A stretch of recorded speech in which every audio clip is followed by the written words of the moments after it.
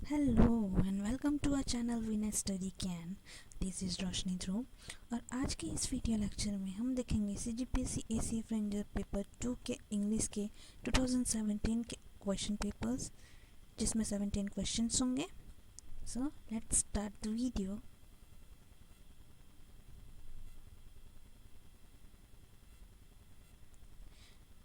तो हमारा पहला क्वेश्चन है, so precis writing one must have expertise in the art of dash dash dash. Elaboration विस्तार, इल्यूस्ट्रेशन चित्रण, कंडेंसेशन संक्षेपण, एक्सप्लेनेशन व्याख्या। My dear friends, précis is a Greek word. Précis means main theme of the passage expressed in few words as possible. Means कम से कम शब्दों में बता पाना, उसे ही हम संक्षेपण कहते हैं, जिसका मतलब होता है कंडेंसेशन। मीन्स होगा option C is the correct answer.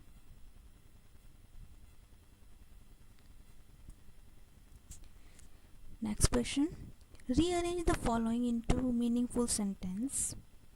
The sun, Suraj, outside, बाहर, do not play, मत खेलो, to। My dear friends, to के दो मीनिंग्स होते हैं, एक होता है भी, एक होता है बहुत। इस शाइनिंग चमक रहा है, ब्राइटली बहुत जोरदार, सो बेटर इससे अच्छा। हम देखते हैं इस शाइनिंग आ गया, मीन्स ये टेंस कैटेगरी का सेंटेंस है और हम जानते हैं टेंस कैटेगरी के सेंटेंस का सीक्वेंस हमेशा होता है सब्जेक्ट, फिर हेल्पिंग वर्ब, फिर main verb, object. Helping verb जिसे हम ऑक्सिलरी वर्ब्स भी कहते हैं। तो इस क्वेश्चन में हमारा जो सब्जेक्ट होगा वो होगा द सन, क्योंकि यहाँ पे और कोई वर्ड है नहीं जो सब्जेक्ट बन सके। उसके बाद जैसे हम सब्जेक्ट मीन्स कर्ता के बाद हमको क्या लगाना था, हेल्पिंग वर्ब। अब यहाँ पे दो हेल्पिंग वर्ब हैं, एक डू नॉट प्ले, एक इज शाइनिंग। तो सन क्योंकि सूरज है, डू नॉट प्ले, अब सूरज तो खेलेगा नहीं, तो जाहिर सी बात है हम इस शाइनिंग का यूज़ करेंगे। उसके बाद टू मतलब बहुत ज़्यादा, ब्राइटली बहुत ज़्यादा चमकदार है, मीन्स बहुत ज़्यादा धूप है। So better do not play outside, means जो हमारा सीक्वेंस होगा वो होगा the sun is shining too brightly, so better do not play outside. Means जो हमारा ऑप्शन नंबर जो बी है वो करेक्ट होगा। So next question. सो हमारा थर्ड क्वेश्चन है, correct the spelling mistake in the following sentence. Large business house mention the own code of professional etiquette. My dear friends, यहाँ पर जो underline word है उस वर्ड को हमको करेक्ट करना है। तो आप देख सकते हैं कि यहाँ पे जो सारे ऑप्शन हैं वो लगभग सेम है। पहले इसका मतलब समझते हैं। Large business house mention the own code of professional etiquette. जो बड़े व्यावसायिक घराने हैं उन्होंने अपने अच्छे आचरण को अपना कोड बताया है। आचरण, एटिकेट का मतलब होता है दोस्तों आचरण, और इसकी स्पेलिंग, इसकी सही स्पेलिंग होती है ETIQUETTE। मीन्स जो हमारा ऑप्शन बी है वो करेक्ट है। Next question, which of the following phrasal verbs means to abandon?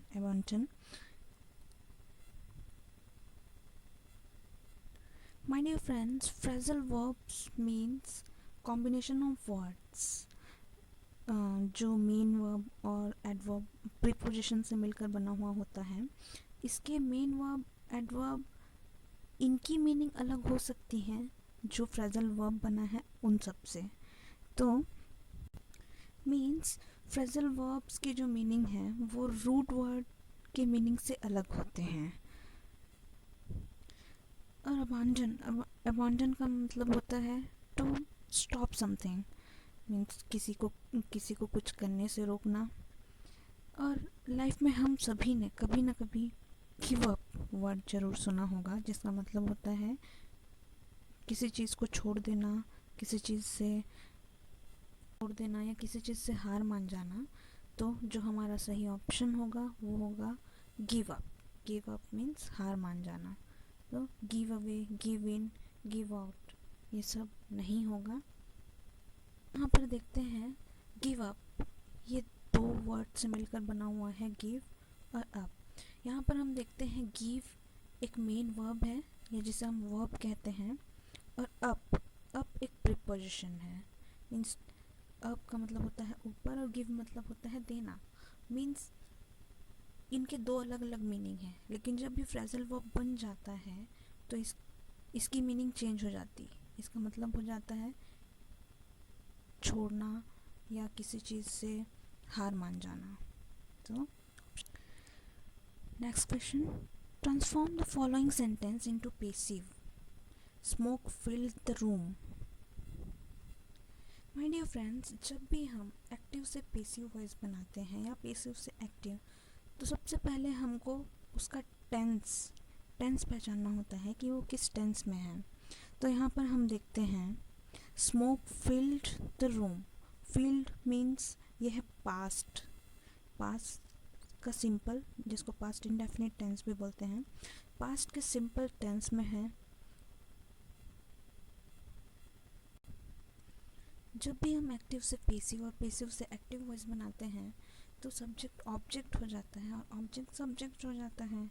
उसके बाद हम वर्ब का थर्ड फॉर्म यूज़ करते हैं पैसिव वॉइस में बनाने के लिए। उसके बाद बाय, उसके बाद फिर ऑब्जेक्ट। पर मेरे दोस्त, यहाँ पर कहानी में एक ट्विस्ट है। यहाँ पर जो ऑब्जेक्ट है वो क्या है, हमारा स्मोक। स्मोक एक नल लिविंग बीन है, क्योंकि हम लिविंग बीइंग के साथ बाय यूज़ करते हैं और नल लिविंग बीइंग के साथ विथ यूज़ करते हैं। तो जो हमारा option C, the room was filled with smoke, ये जो हमारा ऑप्शन है वो करेक्ट होगा, ना कि बाय। तो इस पॉइंट को आप नोट कर लीजिएगा कि the room was filled with smoke, जो लिविंग बीइंग नहीं होता उसके लिए हम विथ यूज़ करते हैं। सो हमारा ऑप्शन सी करेक्ट होगा। हमारा नेक्स्ट क्वेश्चन है, give the synonyms of delinquent. My dear friends, delinquent means अपराधी, जिसने कोई बड़ा क्राइम किया हो। और सिनोनिम्स मीन्स समानार्थी। तो offender, virtuous, truthful, honest. Offender means अपराधी, virtuous means भला इंसान, ईमानदार, ट्रूथ में ईमानदार, और ऑनेस्ट का मतलब भी ईमानदार। तो जो हमारा नियर बाय ऑप्शन होगा ऑप्शन ए, offender। तो हमारा ऑप्शन ए इसका करेक्ट आंसर होगा। हमारा नेक्स्ट क्वेश्चन है, explain the item a herculean task. My dear friends, यहाँ पर जो हरक्यूलियन है उसकी स्पेलिंग गलत है। उसकी सही स्पेलिंग होती है, हरक्यूलियन की सही स्पेलिंग होती है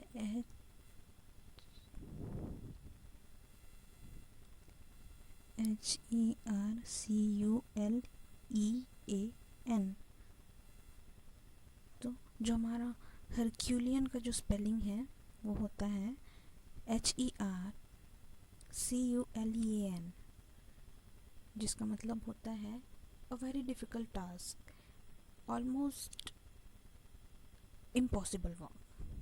तो इसका हमारा option number A, very difficult work, जो है हमारा ऑप्शन सही होगा। तो हमारा नेक्स्ट क्वेश्चन है, supply the correct preposition in the following. I'm staying dash friends not far dash the station. Staying हमारी इस सदी का सबसे खतरनाक word. Stay home, stay safe. Option A, I am staying at friends not far away the station. At में पर, away means दूर, with के साथ, from से, up means ऊपर भी होता है और पूरी तरीके से. Not far, from means फिर से, far means फिर से, up with के साथ, from फिर से. तो जो हमारा सही ऑप्शन होगा वो होगा ऑप्शन बी. मैं अपने दोस्तों के साथ ठहरा हुआ हूँ जो स्टेशन से ज़्यादा दूर नहीं है. Option B, I am staying with my friends not far from the station. My dear friends, अभी अभी मैंने आपको बताया था फ्रेजल वर्ब्स मीन्स दो वर्ड्स या दो से अधिक वर्ड्स का एक कॉम्बिनेशन होता है.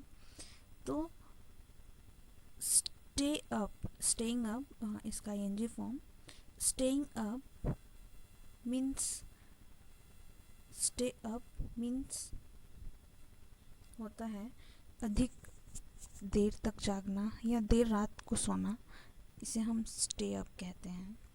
तो ये एक फ्रेजल वर्ब है, इसीलिए आपको यहाँ पे कंफ्यूज करने के लिए दिया गया है स्टेइंग अप. तो इसमें आपको कंफ्यूज नहीं होना है. हमारा ऑप्शन होगा ऑप्शन बी. तो कंफ्यूज नहीं होने का. Next question. Supply the proper verb form in the following sentence. I dash you. इसमें सही फॉर्म भरना है विश और बी का.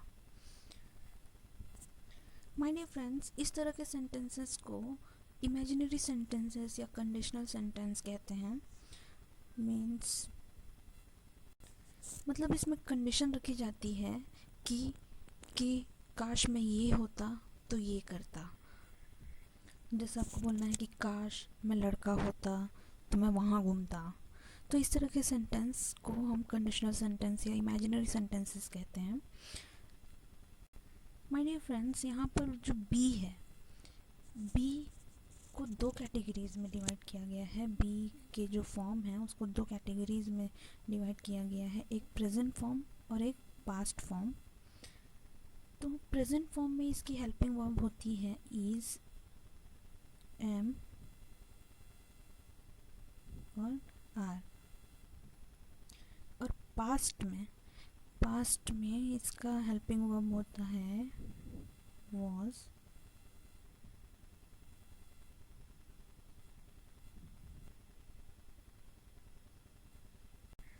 तो इस तरह के सेंटेंस को जब भी हम बनाते हैं तो जो बी फॉर्म है उसका पास्ट में मीन्स पास्ट में जब हम बनाते हैं तो ये जो बी फॉर्म है उसका हमेशा वर्ड यूज़ करते हैं. चाहे सब्जेक्ट जो भी हो हमको वर्ड यूज़ करना है. चाहे आई हो, वी हो, यू हो, हमको हर कंडीशन में वर्ड यूज़ करना है, ना कि वॉज. तो इसका जो ऑप्शन बी है वो इसका करेक्ट आंसर है. माय डियर फ्रेंड्स, यहाँ पर देखिए आप लोग माइट विश और माइट हैव बीन.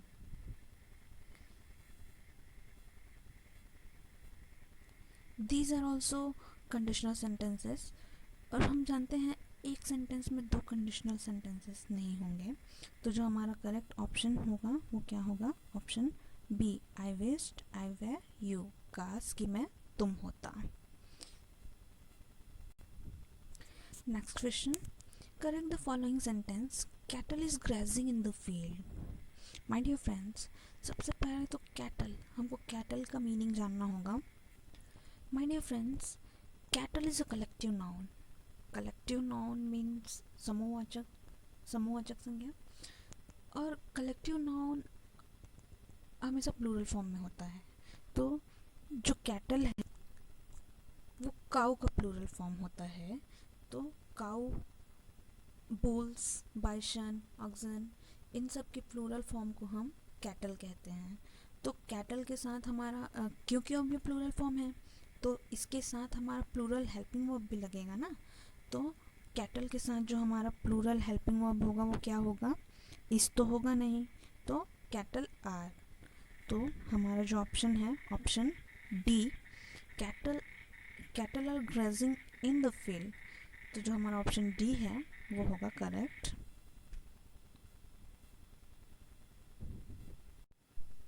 हमारा नेक्स्ट क्वेश्चन है, change the following into active voice. My dear friends, मैंने अभी अभी आपको बताया था कि एक्टिव से पेसिव और पेसिव से एक्टिव वॉइस बनाने के लिए हमको सबसे पहले उसका टेंस पहचानना होता है।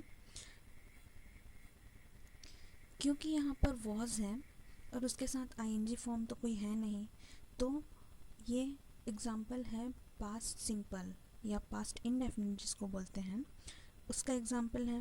अब क्योंकि यहाँ पे एक्टिव वॉइस भी चेंज करने के लिए कह रहे हैं, तो जो हमारा एग्जाम्पल है वो किस में है, पेसिव वॉइस में है।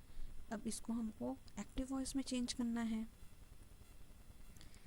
तो हम जानते हैं एक्टिव से पेसिव वॉइस बनाने के लिए या पेसिव से एक्टिव वॉइस बनाने के लिए सब्जेक्ट ऑब्जेक्ट बन जाता है और ऑब्जेक्ट सब्जेक्ट। तो यहाँ पर अब जो सब्जेक्ट है वो ही वॉज, मीन्स वह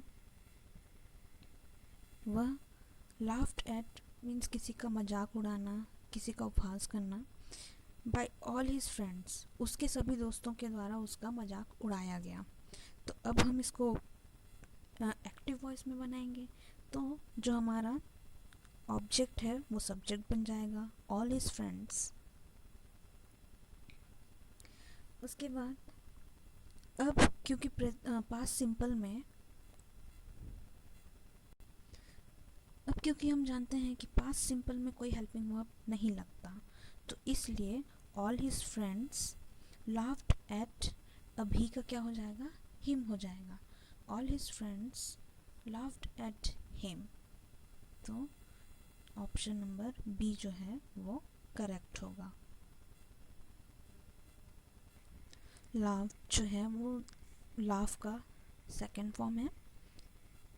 तो आगे बढ़ते हैं। नेक्स्ट क्वेश्चन है, विच of the following is not an antonym of एरोडाइट।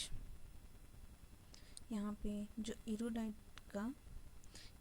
का हमको एंटोनिम बनाना है। तो ऑप्शन है शैलो, मीन्स मूर्ख, अनएजुकेटेड, अशिक्षित, अनथिंकिंग, विचारहीन, अनविलिंग, अनिच्छुक।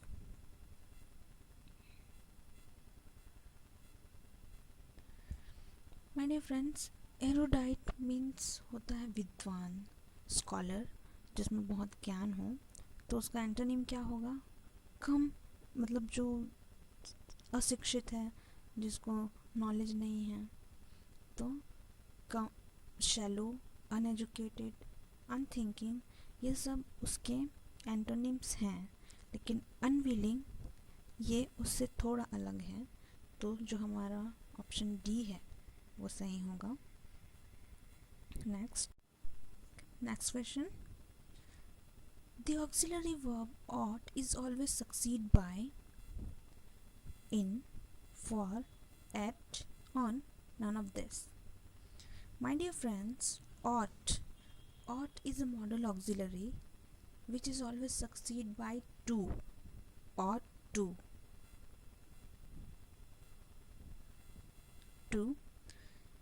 जिसका मतलब होता है जिसको हम यूज़ करते हैं जहाँ पे हमको स्ट्रॉन्ग एडवाइस देनी होती है। जैसे तुमको रोज़ योगा करना चाहिए, जैसे मैं किसी को एडवाइस देना चाहती हूँ कि नहीं तुम अब मोटे हो रहे, तुमको अब रोज़ एक्सरसाइज करनी चाहिए, you ought to exercise daily. तो जो हमारा जो ऑट टू है वो यहाँ पर इस टाइप से यूज़ होता है। कई बार प्रोबेबिलिटी में भी इसका यूज़ किया जा सकता है, जैसे सी ऑट टू कम सून, मतलब वो जल्द ही आ सकती, मतलब जब उसका कंडीशन हो, मतलब प्रोबेबिलिटी हो कि वो अब आ सकती हैं, तो इस कंडीशन में भी हम ought को यूज़ करते हैं। नेक्स्ट क्वेश्चन, हमारा नेक्स्ट क्वेश्चन है determine the parts of speech of the following underline word in the following sentence. He is a long way behind. यहाँ पर हमको ये जो बिहाइंड है ये क्या है ये फाइंड आउट करनी है।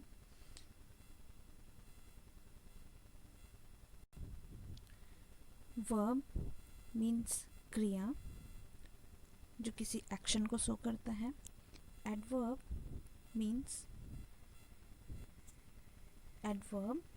मीन्स क्रिया विशेषण जो किसी दूसरे वर्ब, प्रीपोजिशन, एडजेक्टिव और कंजक्शन इन सब के बारे में एक्स्ट्रा नॉलेज देता है, हमको उसके बारे में कुछ एक्स्ट्रा जानकारी देते हैं, उसको बोलते हैं एडवर्ब।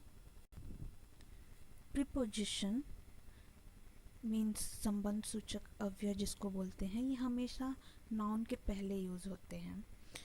उसके बाद है एडजेक्टिव। एडजेक्टिव ये हमेशा नाउन और प्रोनाउन के बारे में डिस्क्राइब करता है, उसके बारे में जानकारी देता है। मीन्स नाउन और प्रोनाउन को छोड़कर जितने वर्ड के बारे में जो जानकारी देता है उसे हम एडवर्ब कहते हैं, और सिर्फ नाउन और प्रोनाउन के बारे में जो जानकारी देता है उसे हम एडजेक्टिव कहते हैं। ऑप्शन ई है none of this. My dear friends, यहाँ पर देखिए जो बिहाइंड है जिसका मतलब होता है पीछे।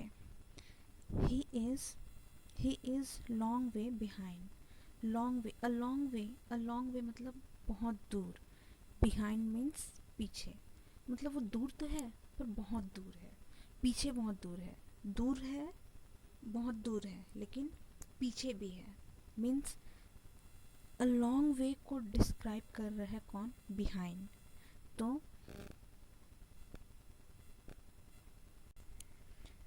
जो हमारा ऑप्शन बी है adverb is the correct answer. My dear friends, preposition बहुत सारे होते हैं अप, इन, विद, तो ये सब जो हमेशा किसी नाउन के पहले यूज़ होते हैं, इसीलिए प्रीपोजिशन यहाँ पर नहीं होगा, वर्ब भी नहीं होगा, एडजेक्टिव भी नहीं होगा। तो हमारा जो ऑप्शन है adverb is the right answer. So हमारा नेक्स्ट क्वेश्चन है translate into Hindi. I can not put up with him. My dear friends, मैं उसके साथ नहीं रख सकता, मैं उससे दोस्ती नहीं रख सकता, मैं उसके साथ ऊपर नहीं रह सकता, मैं उसको सहन नहीं कर सकता। None of above. My dear friends, put up with ये एक फ्रेजल वर्ब है। मैंने आपको बताया था पुट, जब भी हम फ्रेजल वर्ब बनाते हैं तो उसमें एक मेन वर्ब होता है, उसके बाद उसमें प्रीपोजिशन या एडजेक्टिव कोई सा भी एक और एक्स्ट्रा वर्ड होता है जिससे मिलके हमारा फ्रेजल वर्ब बनता है और इसकी मीनिंग चेंज हो जाती है। जैसे यहाँ पर पुट का मतलब होता है रखना, अप मतलब ऊपर, इसीलिए यहाँ पर साथ नहीं रख सकता भी है और ऊपर नहीं रह सकता, इसलिए आपको कंफ्यूज करने के लिए दोनों वर्ड दिए गए हैं। तो पुट अप विथ का मतलब होता है सहन करना। तो जो हमारा ऑप्शन है मैं उसको सहन नहीं कर सकता, ऑप्शन डी हमारा सही होगा। Determine the tense of the following sentence. I have had breakfast at 6 a.m. Simple present, simple past, past perfect, present perfect, none of above. My dear friends, इस तरह के क्वेश्चन जब भी आते हैं तो हमको सबसे पहले टेंस पहचानना होता है कि ये किस टेंस में है। और हम जानते हैं टेंस जब भी बनाते हैं तो उसका सीक्वेंस हमेशा होता है subject, then helping verb, then main verb, then object. Helping verb means auxiliary verbs. तो यहाँ पर जो हैव है, हैव ये है हेल्पिंग वर्ब, और हम जानते हैं कि प्रेजेंट परफेक्ट में जो हेल्पिंग वर्ब होता है वो हैव और हैज़ यूज़ होता है। तो ये जो हमारा हैव है वो एक हेल्पिंग वर्ब है। दूसरा जो हैड है, हम जानते हैं हैव का ही सेकंड फॉर्म हैड होता है, लेकिन यहाँ पर जो हैड है वो as a main verb use हुआ है। तो इस वर्ब का मतलब होता है पाना, मतलब पास होना या खाना। इसके दो मीनिंग्स होते हैं माय डियर फ्रेंड्स।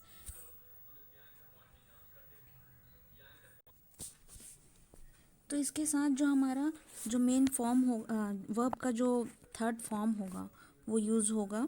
ये जो हैड है वो वर्ब का थर्ड फॉर्म है, और ये जो हैव है वो है हेल्पिंग वर्ब। तो इस तरह से ये हमारा जो टेंस है वो कौन सा टेंस हुआ?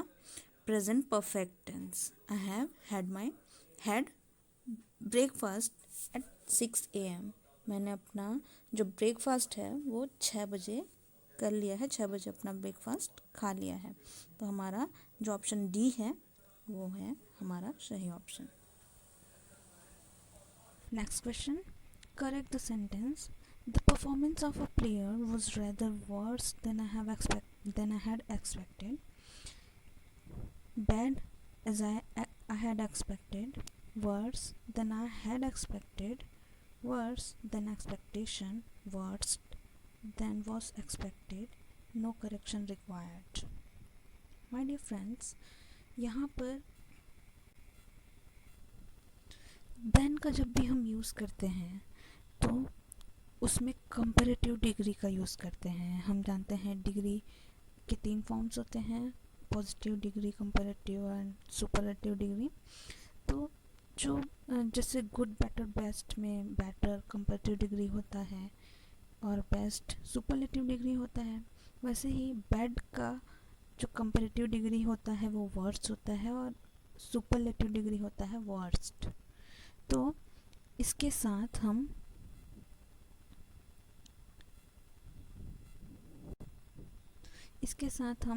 वर्स का यूज़ करेंगे, worse than I have expected. यहाँ पे आई हैड एक्सपेक्टेड इसलिए होगा क्योंकि वर्स का यूज़ करेंगे, worse than I have expected. यहाँ पे आई हैड एक्सपेक्टेड इसलिए होगा क्योंकि इस सेंटेंस में आई का और कहीं पर यूज़ नहीं हुआ है। तो आई क्योंकि फर्स्ट टाइम यूज़ हुआ है इसीलिए हम आई को नेगलेक्ट नहीं कर सकते, इसीलिए वर्स देन एक्सपेक्टेशन ये जो सेंटेंस है ये इसका सही ऑप्शन नहीं होगा। तो ऑप्शन बी जो है हमारा, worse than I had expected, ये करेक्ट होगा। तो जो हमारा ऑप्शन बी है वो करेक्ट होगा। Thank you for watching. So दोस्तों, अगर आपको ये वीडियो अच्छी लगी हो तो प्लीज़ लाइक कर दीजिए, और अच्छी ना लगी हो तब भी लाइक कर दीजिए प्लीज़। Thank you.